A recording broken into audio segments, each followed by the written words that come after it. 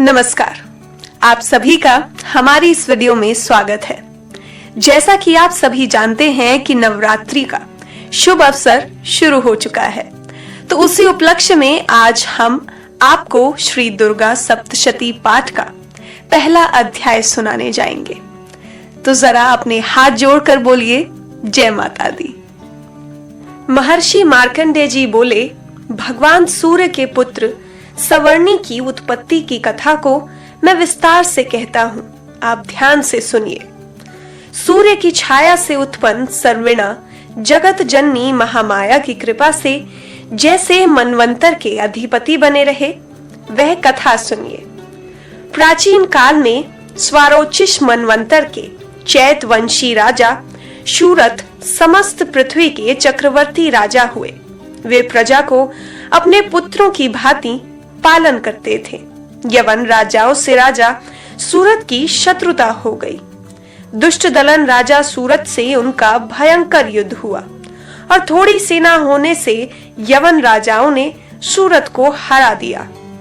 तदंतर राजा अपने नगर में आ राज्य करने लगे, तो भी अन्य शत्रु राजाओं ने राजा सूरत पर चढ़ाई कर दी और नगर में भी दुराचारी मंत्रियों ने राजा का कोष, सेना तथा समस्त वस्तुएं छीन ली।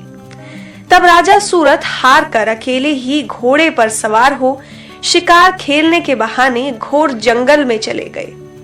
वहां महर्षि मेघा का सुंदर आश्रम देखा, जो अहिंसक सिंह आदि पशुओं तथा शिष्यों और मुनियों से शोभित था। वहां बैठे हुए महर्षि मेघा को राजा सूरत ने नमस्कार किया और मुनि से उचित सत्कार पाकर उसी आश्रम में रहे। कुछ काल के बाद फिर वह अपने राज्य तथा प्रजा की चिंता में विचरने लगे कि जिस राज्य को मेरे पूर्वजों ने भली भांति चलाया और प्रजा का पालन किया, वह आज मुझसे चला गया। वे दुष्ट मंत्री राज्य का पालन धर्म नीति के अनुसार कर रहे होंगे या नहीं, और मेरा मुख्य हाथी भी दुश्मनों के वश में हो जाने से क्या क्या कष्ट भोगता होगा। जो आज्ञाकारी नौकर नित्य प्रसन्नता से धन और भोजन प्राप्त करते थे, अब उन दुष्ट राजाओं के आश्रय में रहकर कष्ट पाते होंगे। मंत्री राज्य के धन को कुमार्ग में व्यर्थ ही अपव्यय करते होंगे। जो धन मेरे पूर्वजों ने बड़े कष्ट से संग्रह किया था, सो नष्ट हो गया होगा। इस प्रकार वह राजा राज्य की सभी बातों की चिंता करने लगे। कुछ समय पश्चात एक दिन आश्रम के समीप एक वैश्य को आते देखा, तो राजा ने उससे पूछा कि अरे भाई, तुम कौन हो और यहाँ क्यों आए हो? तुम्हारा मलिन मुख शोक युक्त क्यों दिखाई देता है? इस प्रकार राजा सूरत की बातों को सुनकर उस समाधि नाम के वैश्य ने राजा सूरत से कहा कि हे राजन, मैं समाधि नाम का एक वैश्य हूँ। मेरा जन्म धनवान कुल में हुआ। मेरे दुष्ट स्त्री पुत्र आदि ने मुझे धन के लोभ में घर से निकाल दिया है। मेरा धन छीन लिया और मैं धन, स्त्री, पुत्र से रहित हूँ। अब मैं अकेला दुखी होकर इस वन में आया हूँ। मुझे अपनी स्त्री बंधुओं का कुछ पता नहीं। मैं यहाँ रहने के कारण अपनी स्त्री, पुत्र तथा स्वजनों की परिस्थिति को नहीं जानता कि वे इस समय अपने स्थान पर सुखी हैं या दुखी। मैं यह भी नहीं जानता कि मेरे पुत्र सदाचारी हैं या व्याभिचारी। राजा बोला, जिन स्त्री पुत्र आदि ने तेरे धन संपत्ति को छीन लिया है, फिर उन्हीं के स्नेह में तेरा मन क्यों जाता है? वैश्य बोला, आपने मेरे विषय में जो बातें कही वे वास्तव में सत्य हैं, परंतु मैं क्या करूं? मेरा चित्त फिर भी उन्हीं में आसक्त होता है। बताइए क्या करूं? इन स्वजनों के निर्मोही होने पर भी मेरे मन में उनके प्रति प्रेम है। मार्कंडेय ऋषि बोले, द्विज श्रेष्ठ तत्पश्चात राजा सूरत और समाधि वैश्य दोनों मिलकर मेघा मुनि के समीप गए और प्रणाम करके बैठकर मेघा ऋषि के साथ कथा प्रसंग करने लगे। राजा बोला, हे भगवान, मैं आपसे एक बात पूछना चाहता हूँ, आप कृपया करके बताओ। हे महाराज, मेरा मन वश में नहीं है, इससे मन दुखित है। गए हुए राज्य तथा अन्य सभी स्त्री पुत्र बांधवों की ममता मुझ में अभी तक बनी हुई है। हे मुनि श्रेष्ठ, यह जानते हुए भी मेरा स्नेह उनसे अज्ञानियों की भांति विशेष बढ़ता जाता है और इस समाधि वैश्य को इसके स्त्री पुत्र आदि ने त्याग दिया है तथा इसे घर से बाहर निकाल दिया है। यह भी उनमें अत्यंत आसक्त रहता है। इसी तरह हम दोनों बहुत दुखी हैं। हे महाभाग, उनके दोषों को जानते हुए भी हम दोनों का हृदय उनके प्रति ममता में आसक्त रहता है। इतना ज्ञान होते हुए भी ऐसी ममता क्यों है? हम दोनों को अज्ञानियों की भांति मूढ़ता क्यों उत्पन्न हो रही है? महर्षि मेधा ने कहा, समस्त तंतुओं को जानने योग्य ज्ञान होता है। सभी प्राणी पृथक पृथक होते हैं।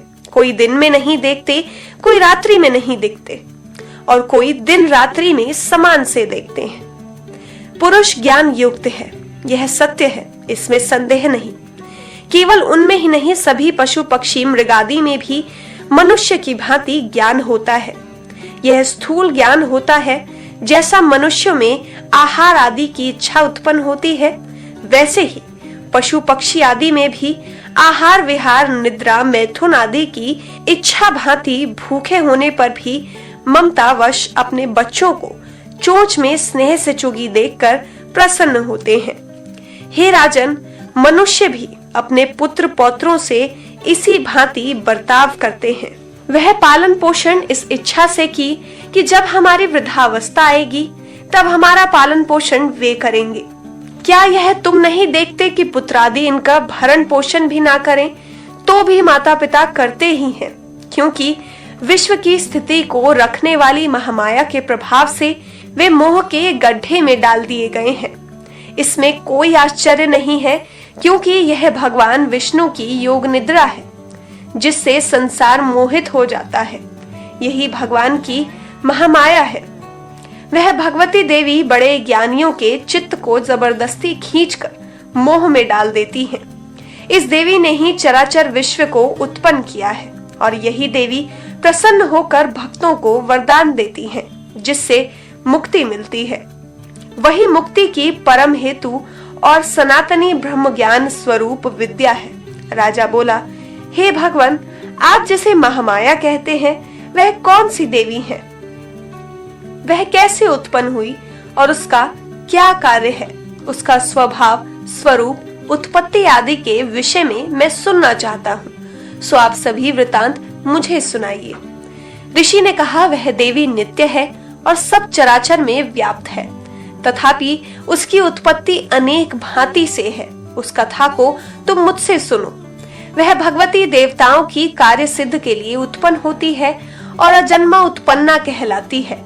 जब भगवान विष्णु संपूर्ण विश्व को त्याग अंत में जल ही जल करके योग निद्रा में शेष शैया पर शयन कर रहे थे, उस समय विख्यात मधु और कैटब नाम के दो घोर असुर भगवान विष्णु के कान के मैल से पैदा होकर ब्रह्मा जी को मारने को तैयार हुए।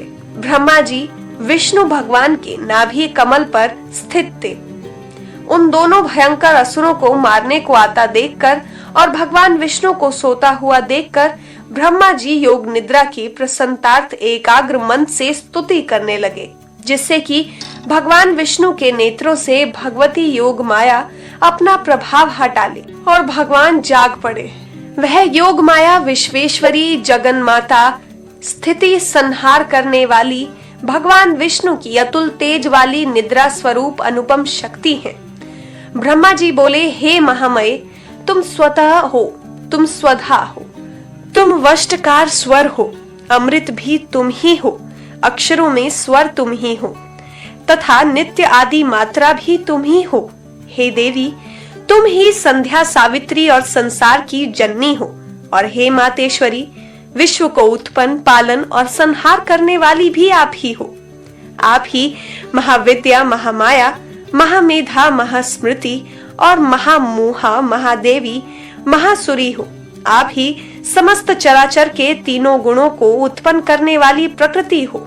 आप ही काल रात्रि, प्रलय स्वरूपा महारात्रि तथा दारुण मोह रात्रि हो।